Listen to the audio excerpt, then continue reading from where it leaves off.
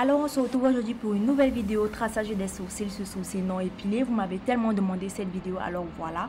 Pour ce faire, on aura besoin d'un goupillon et d'un pinceau biseauté. Sauf que je ne vais pas utiliser celui-ci, j'utiliserai plutôt celui de chez R&B. Comme vous voyez là sur l'écran, je le trouve assez précis. On aura également besoin de deux concealers, un plus clair que la carnation de notre peau et un à la teinte de notre carnation.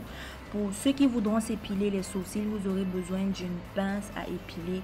Bon, dans ce tutoriel, moi je ne vais pas l'utiliser. On aura également besoin d'une pâte à sourcils. Ça c'est facultatif, vous êtes libre de choisir ça ou pas. Que je vais directement appliquer avec un petit pinceau assez précis et fin. Je vais utiliser un crayon marron, celui de chez R&B. Donc là, je commence par brosser mes sourcils soigneusement vers le haut. Je prends mon temps, je peigne les sourcils suivant la forme naturelle de mes sourcils. Ensuite, je prends quelques gouttes d'eau que je viens mélanger à mon savon de Macabo. Vous pouvez utiliser un autre savon, ça s'appelle le savon de Marseille.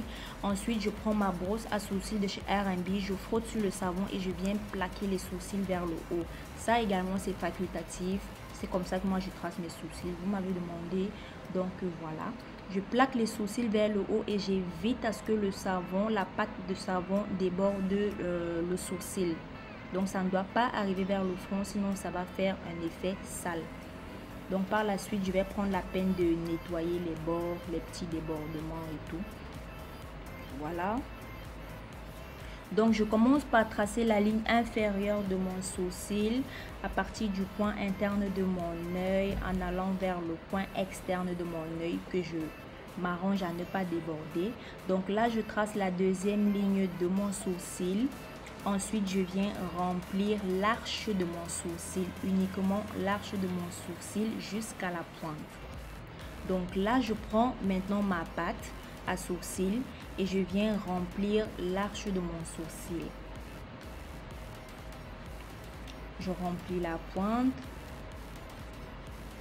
Donc je m'arrange à ne pas aller avec la matière en grande quantité vers le coin interne de mon œil.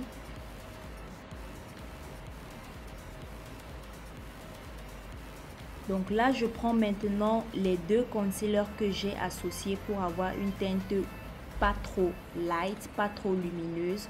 Donc je commence à donner la forme à mon sourcil.